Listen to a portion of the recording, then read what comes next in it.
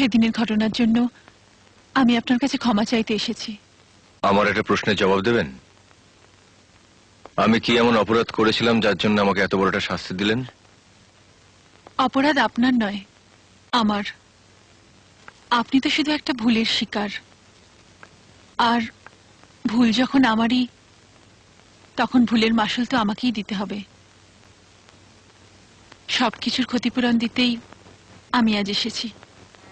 ক্ষতির পরিমাণটা না জেনে ক্ষতিপূরণ দেবেন কি করে? আসুন, আসুন আমার সঙ্গে।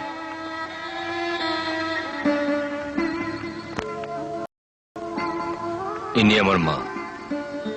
নমস্কার। 20 বছর ধরে প্যারালাইজড হয়ে পড়ে আছেন।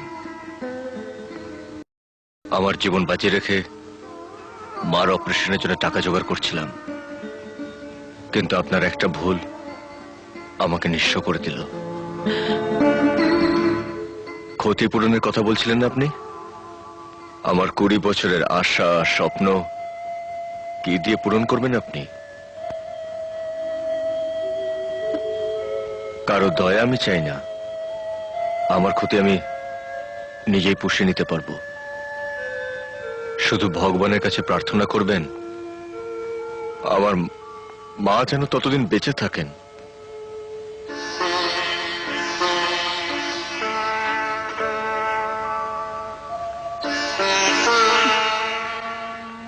মা গো, তোমার অপারেশন করাতে আমি পারলাম না তোমায় ভালো করতে। তোমার মুখ থেকে জানতে পারলাম না আসলে আমরা কে, কি আমাদের ঠিকানা।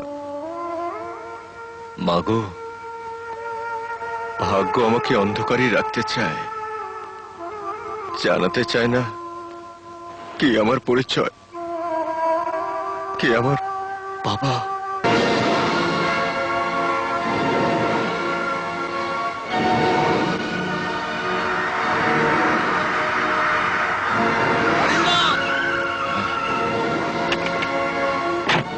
অরিন্দম,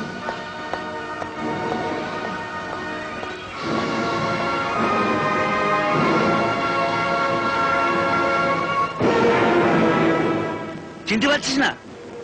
আমি তোর শঙ্কর দা। আমার আজকের এই সবকিছু তোর জন্য অরিন্দম। তোর লটারি 30 লাখ টাকা ব্যবসায় খাটিয়ে একের পর এক আমি ফ্যাক্টরি, মিল, বাড়ি, গাড়ি সব করেছি। ব্যাংক ব্যালেন্স করেছি 5 কোটি টাকা। দুঃখ শুধু একটাই, চালাক হতে পারিনি। তাই তো সব সম্পত্তি আমার নিজের নামে না করে তোর নামে করেছি। আমি শুধু 20টা বছর এগুলো আগলে রেখেছি। অরিন্দম, শঙ্করদা, শঙ্করদা, একদিন টাকার জন্য আমি আমার ছেলেকে পরের হাতে তুলে দিয়েছিলাম। সেই টাকাই যখন আজ আমার কাছে ধরা দিয়েছে, তখন আমার ছেলেকে আমি আর পরের কাছে পড়ে থাকতে দেব না, পড়ে থাকতে দেব না।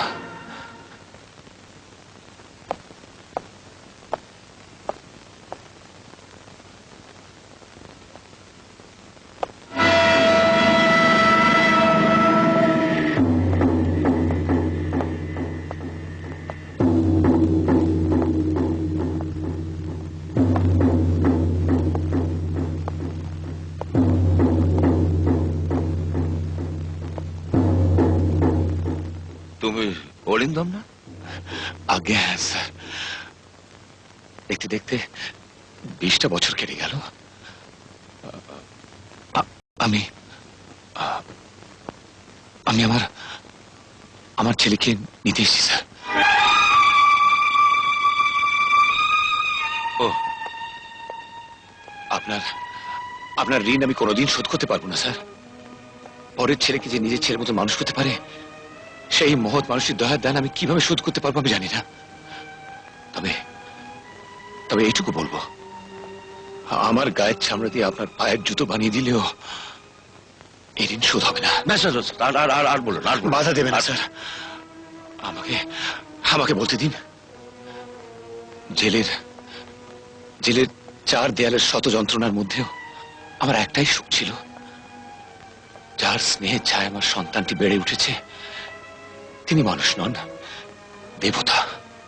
অরিন্দম, আমি ঠিক তোমাকে বোঝাতে পারবো না। আমি জানি স্যার, আমি জানি এত বছর যাকে বুকে আঁকড়ে ধরে রেখেছেন তাকে ফিরিয়ে দিতে আপনার কষ্ট হবে, কিন্তু কিন্তু আমার কথা ভেবে দেখুন স্যার, কি পেয়েছি আমি? সব পেয়েও সব হারিয়েছি। সন্তান থেকেও আমি সন্তান হারা। আমি এমনই এক হতভাগ্য বাবা যা নিজের ছেলেও তাকে চেনে না। ওকে ডাকুন, আমার পরিচয় দিয়ে বলুন আমি সেই অসহায় বাবা। ওকে আপনাদের হাতে তুলে দেওয়ার জন্য আমার কোনো দোষ ছিল না। ওকে ওকে বুঝিয়ে বলুন পয়সার লোভে নয়, আমি যা করেছি ওর মায়ের ইচ্ছা পূরণের জন্য করেছি। ও যেন আমার ভুল না বোঝে, ঘৃণা না করে। অরিন্দম, তোমার চোখের জল আর বুকের হাহাকার আমি আমার জীবনের বিনিময়ে শোধ করতে রাজি আছি, কিন্তু এই সেই দলিল স্যার, যেটা একদিন জোর করে আপনি আমায় দিয়েছিলেন, যাতে আপনার পুরো সম্পত্তির মালিক আমার ছেলেকে বানিয়েছিলেন। নিন, রাখুন স্যার। সেদিনও এসবের প্রয়োজন ছিল না, আজও নেই। আজ আজ আপনার আশীর্বাদে আমি অনেক টাকার মালিক। আমার খোকাকে ফিরিয়ে দিন স্যার। তোমার সন্তানকে মানুষ করার জন্য তোমার এই কৃতজ্ঞতা আর মিনতি আমায় বাধ্য করছে সত্যি কথা বলতে। তুমি জেলে যাওয়ার পর কাজলের কোলজুর এক সন্তান আসে, আমার সন্তান, আমার ছেলে। তারপর হঠাৎ একদিন কাজল কাউকে কিছু না বলে তোমার সন্তানকে নিয়ে বাড়ি ছেড়ে চলে যায়।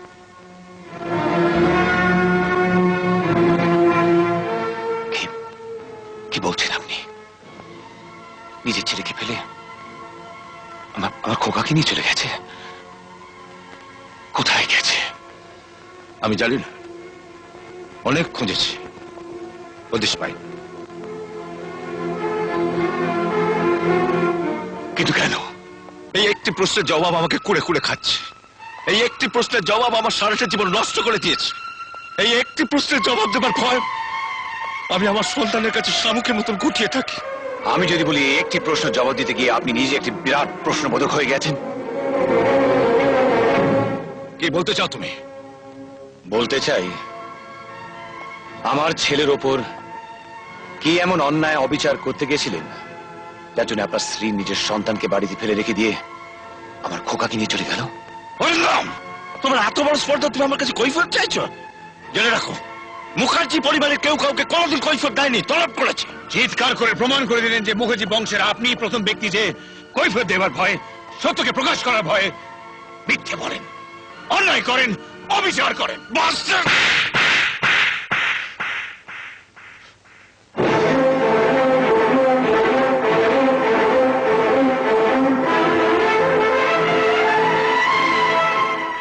I say get out!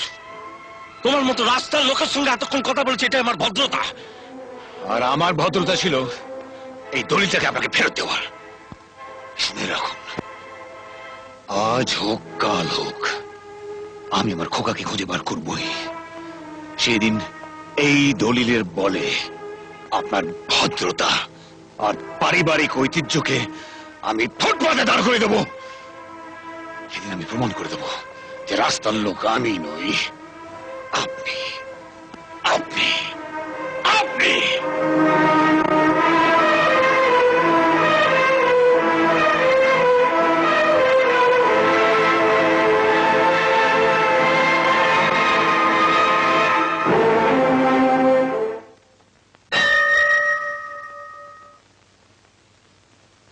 মাগো, আর কতদিন আমাকে সবার কাছে অপমানিত হতে হবে? অরিন্দম আমাকে ভুল বুঝে চলে গেল। আমার সন্তান সৌরভ, সেও তার মাকে ঘৃণা করে, আমি তার প্রতিবাদ করতে পারি না। আর কতদিন এই যন্ত্রণা থেকে আমার মুক্তি দেবে বলো মা, বলো মা, বলো। তুমি তো জানো মা, কাজল এই দিনে আমার ঘরে এসেছিল। প্রতিটা বছর এই দিন তোমার পায়ে ছড়ানো সিঁদুর আমি ওর স্মৃতিতে পড়িয়ে দিতাম। আজ 20টা বছর আমি এই সিঁদুর নিয়ে ওর অপেক্ষায় বসে আছি।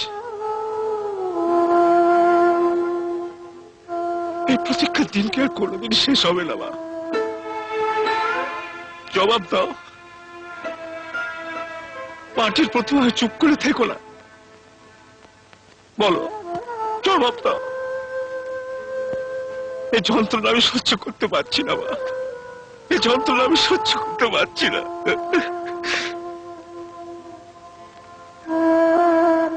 যদি তুমি সত্যি মা হও, আমার কাজলকে জানিয়ে দাও আমি বেঁচে আছি।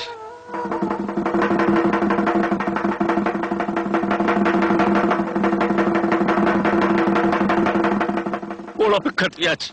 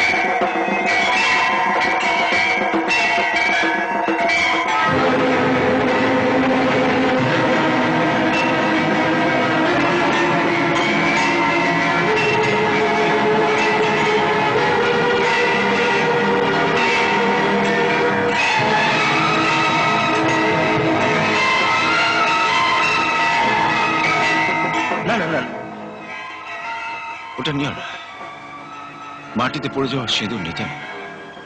এটা না না, আপনি নিজের জন্য নিয়ে যাচ্ছেন। 20 বছর ধরে নিয়ে যাচ্ছি, কোনো কাজে আসেনি, শুধু মনের সান্ত্বনা। না না,